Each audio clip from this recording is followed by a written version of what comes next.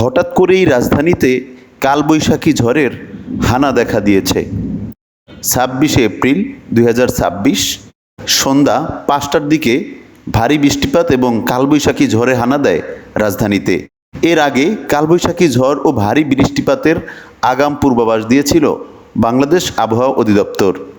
রোববার দুপুর 12টার দিকে পরবর্তী 48 ঘন্টার মধ্যে এ ঝড় বৃষ্টি হতে পারে বলে জানিয়েছে সংস্থাটি।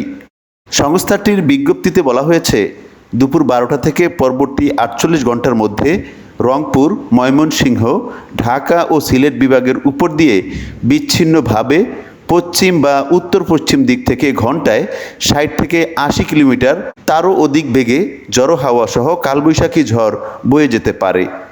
এতে আরও বলা হয়েছে, এ সময় কালবৈশাখী ঝড়ের সাথে বজ্রপাত ও বিচ্ছিন্নভাবে শিলাবৃষ্টি হতে পারে। মনিরুল ইসলাম ফরাজি, খবর 71, ঢাকা।